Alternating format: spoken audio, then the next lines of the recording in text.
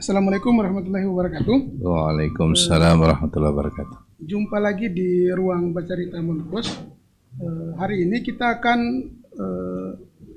berdiskusi dan bercerita sedikit soal isu-isu perkotaan dan perkembangan pemilihan wali kota hingga saat ini. Untuk itu telah hadir di ruang Bacarita Mulpos salah satu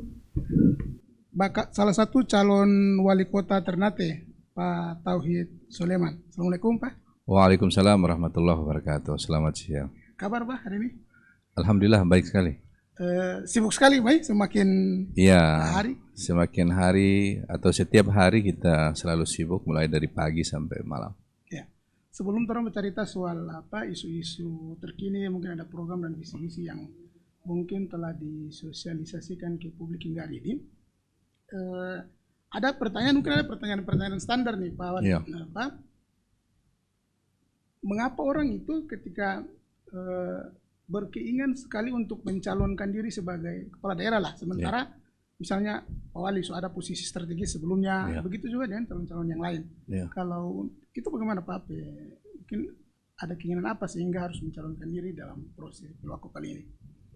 Iya, saya kira saya pertama atau kita tahu persis bahwa saya akan mengawali karir sebagai birokrasi yang dibangun mulai dari bawah sampai ke puncak karir sebagai sekretaris daerah.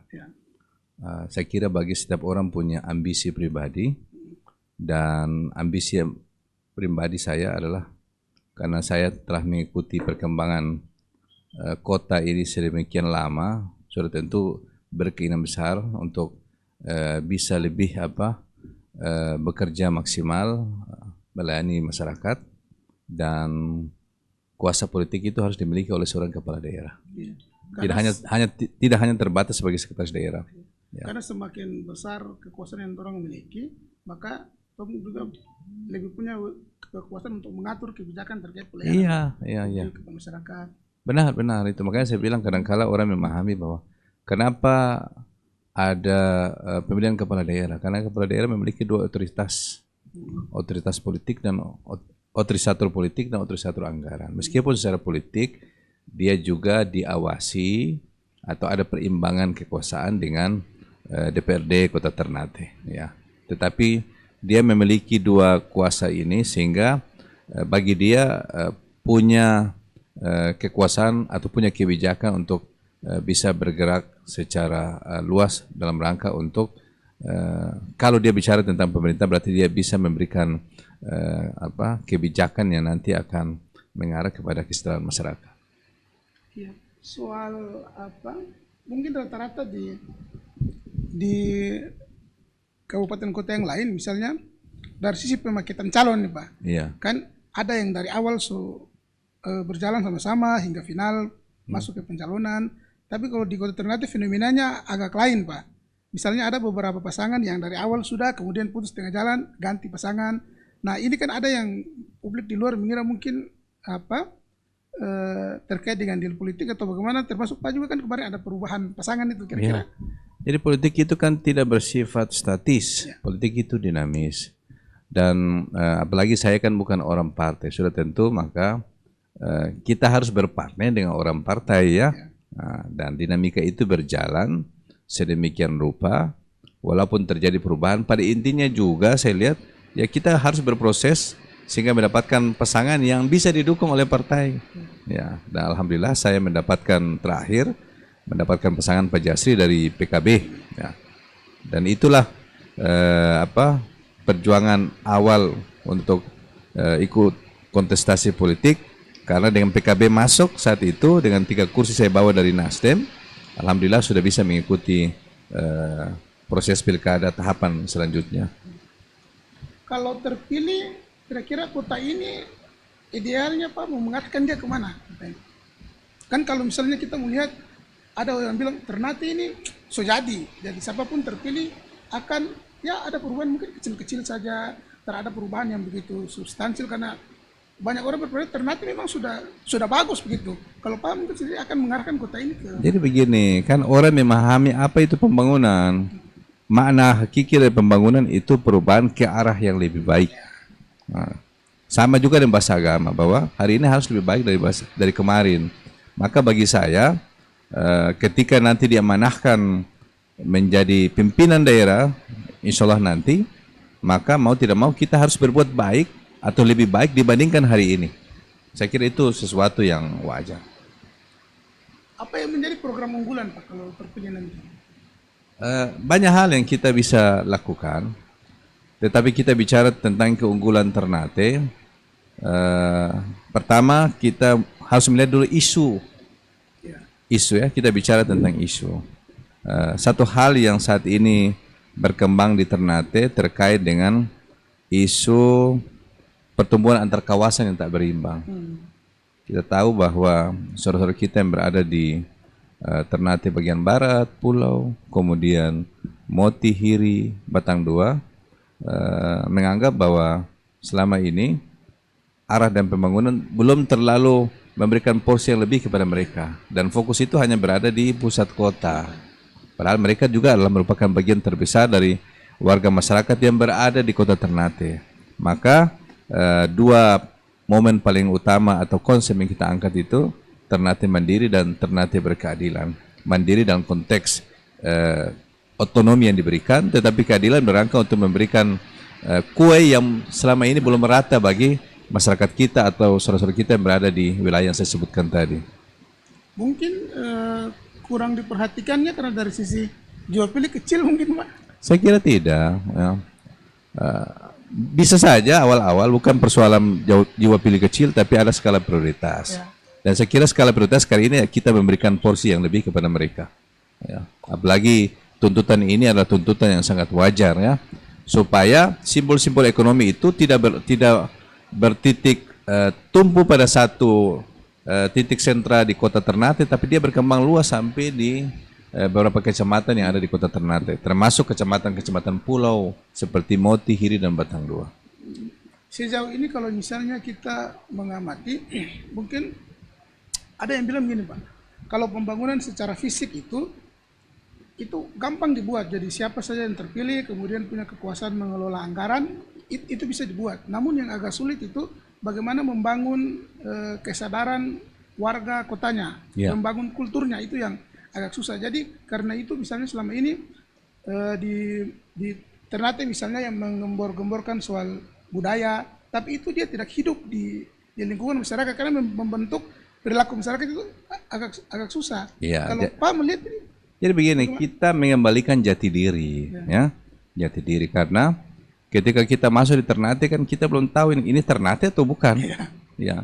Jadi jati diri itulah yang harus menjadi simbol utama ketika orang masuk di Ternate. Mohon maaf, mungkin permisa bisa tahu ketika masuk di bandara misalkan, orang tidak tahu ini Ternate atau bukan. Karena tanda-tanda tertentu yang menggambarkan Ternate-nya tidak ada. Simbol-simbolnya tidak ada nampak. Semestinya simbol itu muncul paling pertama itu kawasan istilah sesuatu pintu masuk. Iya, pintu masuk, kesan pertama. Ya, apakah itu prototip di atap bangunan atau mungkin di pintu gerbang, atau ada sesuatu yang menggambarkan bahwa ini Ternate. Baik itu di Bandara Babula, Pelabuhan Ahmad Yani, kemudian Pelabuhan Dufa-Dufa. Itu tidak ada satupun tanda terkait dengan simbol Ternate. Jadi minimal kita akan mencoba untuk kembali menemukan jati diri melalui simbol-simbol dulu ketika orang masuk pertama kali di Ternate. Karena kesan itu paling penting. Mungkin panjang lebar kalau kita bicara ketika masuk di kota Padang, orang, oh ini Padang, mana tandanya itu? Tapi ketika orang masuk Ternate, ini Ternate atau bukan? Jangan-jangan bukan Ternate atau mungkin daerah lain. Jadi kita mau berusaha untuk minimal menemukan jati diri Ternate supaya Ternate itu semakin lama semakin dikenal. Seperti yang saya tanyakan tadi Pak soal pembentukan karakter atau budaya masyarakat ini. Kalau misalnya nanti Ternate mau digiring pada pengembangan sektor kebudayaannya atau sektor pariwisatanya, sementara dari sisi karakter atau budaya masyarakat itu belum terlalu kuat mendukung. Kan saya contohkan misalnya soal sampah, hal yang paling pokoknya itu isu yang paling klasik sudah di Ternate, soal sampah nih, dari pemilu ke pemilu orang bicarakan soal sampah, namun sulit untuk mengatasinya. Kalau penanganannya yang real akan kira-kira terpilih ke depan, ini apa yang akan Pak buat? Saya kira sampah menjadi skala prioritas. Makanya dalam salah satu program prioritas itu adalah industrialisasi pengolahan sampah berbasis komunitas. Jadi ada keterlibatan masyarakat dalam pengolahan sampah, yang kita maksudkan adanya bahwa mesti ada nilai tambah atau added value terkait dengan pengolahan sampah. Saya kira dengan cara itu mungkin orang akan berlomba-lomba untuk membersihkan kota Ternate. Nah, di beberapa kurang lebih 6 outlet kita yang disebut dengan Barangka itu, yang di situ ada jembatan nomor 1, itu sebagian besar dipenuhi oleh sampah. Oleh karena itu menjadi sesuatu yang paling penting bagaimana kita membangun kesadaran kolektif masyarakat itu mulai dari hulu sampai ke hilir. Itu paling penting. Jadi kita harus jadikan Barangka itu sebagai depan kita, bukan belakang kita. Nah, oleh karena itu tentu basis pengelolaan sampah berbasis komunitas itu sangat penting, termasuk ada intervensi dari perusahaan daerah untuk bisa mengelola sampah, sehingga sampah itu menjadi nilai ekonomi. Jadi modelnya bagaimana? Masyarakat kumpul sampah kemudian dijual ke ya, outlet nanti kita cari sampah yang tertentu yang bisa didaur ulang dan itu bisa dibeli oleh perusahaan daerah. Selama ini kan ada swasta juga yang. Tapi kan kalau konsep itu selama ini kan memang ada beberapa yang sudah jalan, tapi masyarakat misalnya kurang respon. Apakah memang peran pemerintah yang kurang di situ? Karena memang ada salah satu saya punya teman juga pengelola sampah juga, dia memang mengalami kendala soal dukungan pemerintah soal itu. Iya, makanya kalau kami hadir dan dipercayakan sebagai pemimpin di daerah ini, maka hal utama adalah kita memberikan perhatian utama terkait dengan sampah. Saya dulu pernah tawarkan terkait dengan contoh Ternate Green Tourism. Di dalamnya tidak terkait persoalan air belaka, tetapi juga persoalan sampah. Nah, maka mau tidak mau, suka tidak suka, kebijakan mengelola sampah ini harus betul-betul menjadi sesuatu yang penting. Nah, maka yang paling dimunculkan pertama kali adalah bagaimana ketegasan pemerintah untuk penegakan peraturan daerah terkait dengan ketertiban umum, sampah dan lain sebagainya. Kita harus berani. Bila perlu ada sanksi yang sangat ketat supaya ada efek jera, proses pembelajaran bagi masyarakat untuk tidak sembarangan membuat sampah. Kalau ini berhasil secara aturan, nanti kita ikuti dengan proses pemberdayaan tadi. Ya, dan itu mesti peran pemerintah masuk. Oleh karena itu, maka penguatan penganggaran yang berada di kecamatan itu harus menjadi sesuatu yang penting.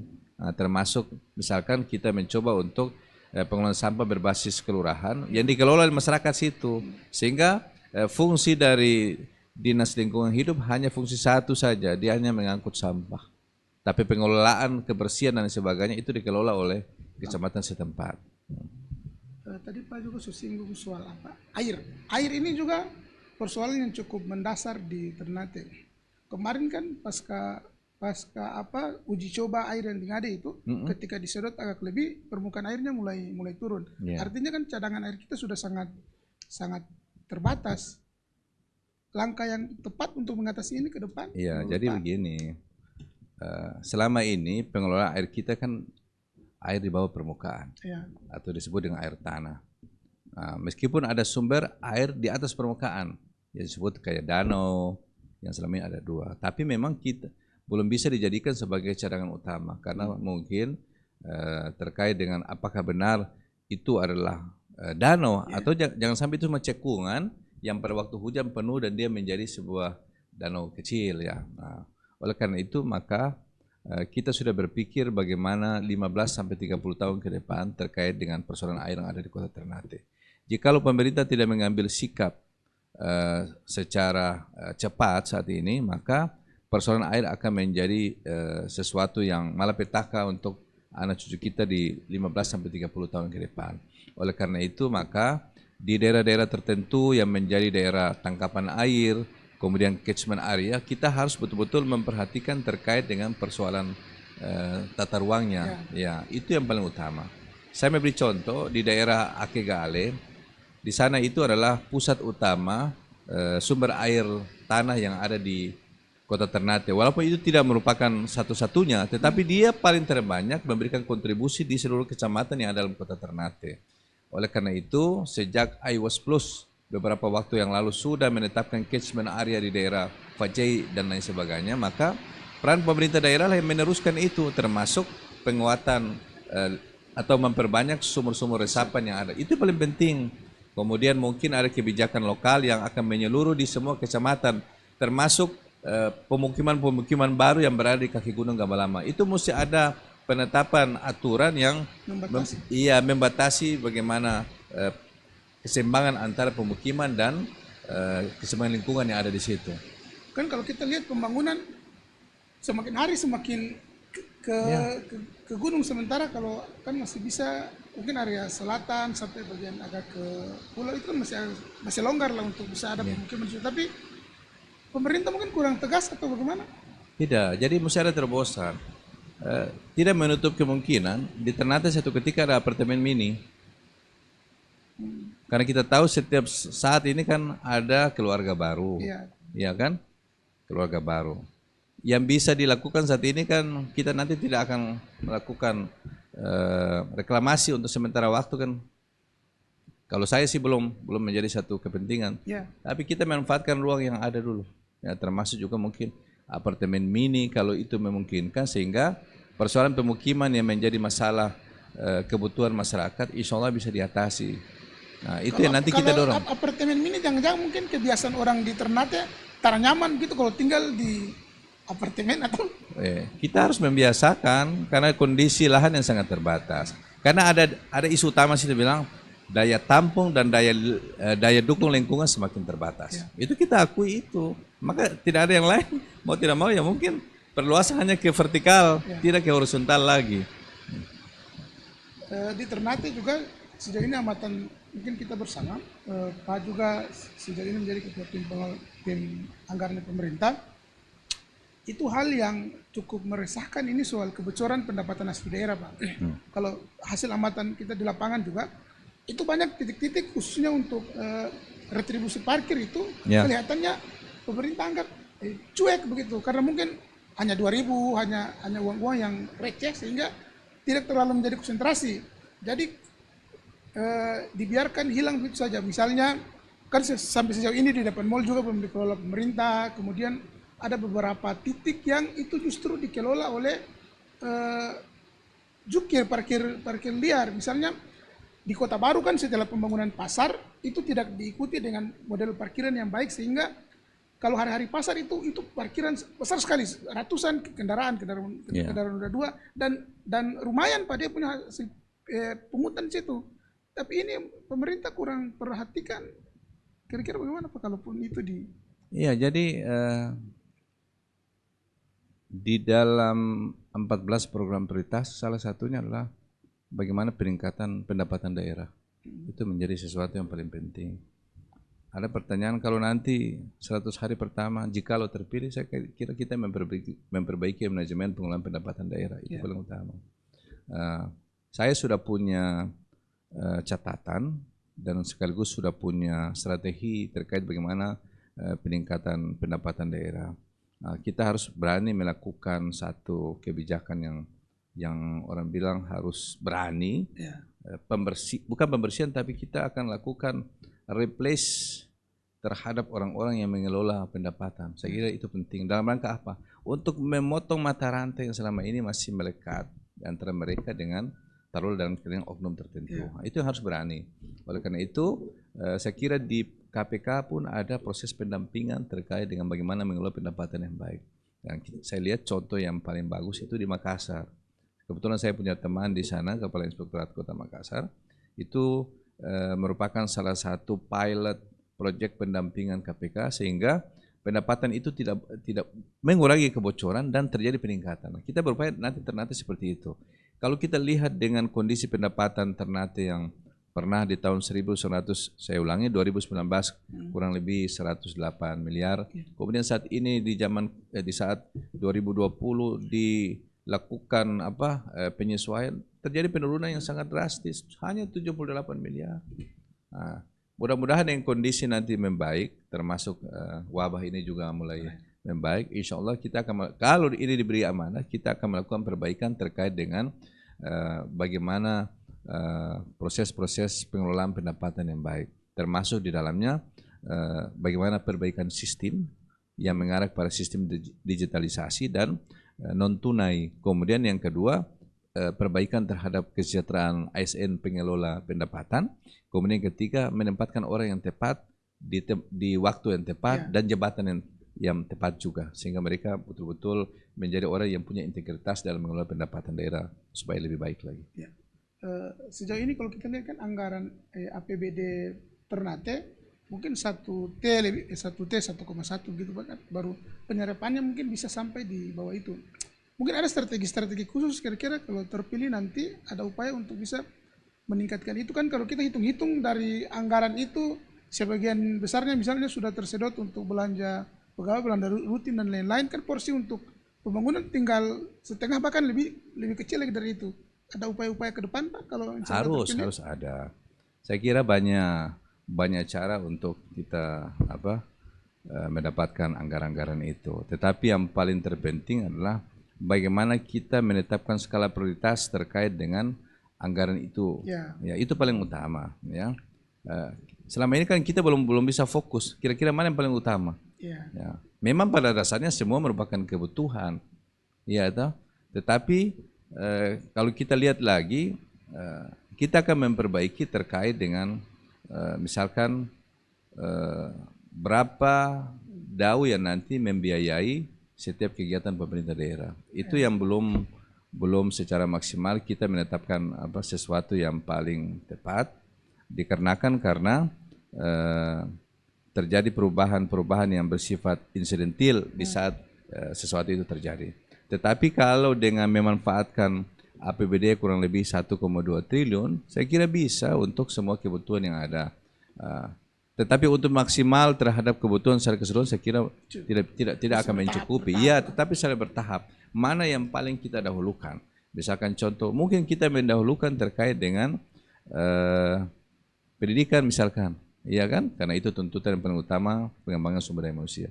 Ataukah kita mendahulukan terkait dengan persoalan kebersihan tadi, iya kan? Ataukah kita mendahulukan terkait dengan kesehatan, karena itu juga sangat penting. Nah, semua terkait atau semua sangat tergantung dengan pandangan kita atau pandangan pemerintah dan DPR dalam menetapkan kebijakan yang tepat. Ya, sepanjang penetapan itu sesuai dengan koridor aturan yang berlaku. Nah, jadi kalau persoalan anggaran saya kira bisa diatasi. Ya. Walaupun ada lain lobby, ya silakan mau lobby kah, mau apa, yang penting ada skala prioritas yang harus didahulukan. Ya. Nanti juga akan kita lakukan pendekatan-pendekatan dengan kementerian sepanjang punya relasi struktur yang ada di pusat, atau mungkin juga memanfaatkan secara politik teman-teman partai pendukung yang punya relasi di DPR RI sana. Ya. Selama berkampanye sejauh ini respon publik bagaimana? Saya kira respon publik itu dijawab oleh publik. Ya toh. Tapi suasana kebatinan rasa puas, ada penerimaan, menyangkut dengan terima atau tidak terima, itu semua terpulang juga kepada tanggapan positif masyarakat atau mungkin tanggapan negatif dari masyarakat. Kita sudah mendengar bahwa alhamdulillah ada tanggapan positif terkait dengan ketika kita lakukan beberapa kali kampanye di semua dapil yang ada di Ternate, dengan cara kita, dengan program-program yang ditawarkan. Karena secara politik juga ilmu pemasaran dari politik itu bisa kita terapkan dalam kampanye. Ya, sepanjang program atau kebijakan yang kita sampaikan itu menarik. Ya, kalau tidak menarik kan tidak mungkin disukai oleh masyarakat. Jadi kita juga harus pandai membaca apa yang menjadi permintaan publik selama ini. Misalkan contoh warung mama-mama misalkan, itu sesuatu alternatif terkait dengan pemberdayaan ekonomi masyarakat, atau mungkin terkait dengan bagaimana kita mengelola energi supaya hemat sehingga dapat dialihkan untuk kepentingan lain yang lebih penting lagi. Semua tergantung dengan strategi kita ke masyarakat seperti apa. Saya tidak bisa memastikan, tapi banyak informasi yang menyampaikan bahwa mereka sangat puas dengan kedatangan kita untuk kampanye di semua titik yang ada di Kota Ternate. Baik, kira-kira nih Pak, kalau insya Allah terpilih, dalam 100 hari kerja itu, dalam 100 hari pertama, apa yang akan dibuat duluan dalam 100 hari kerja? Ada 2 hal yang kita lakukan. Konsolidasi personil ASN yang tepat, perbaiki kinerjanya, kemudian penerapan reward and punishment. Kemudian yang kedua kita lakukan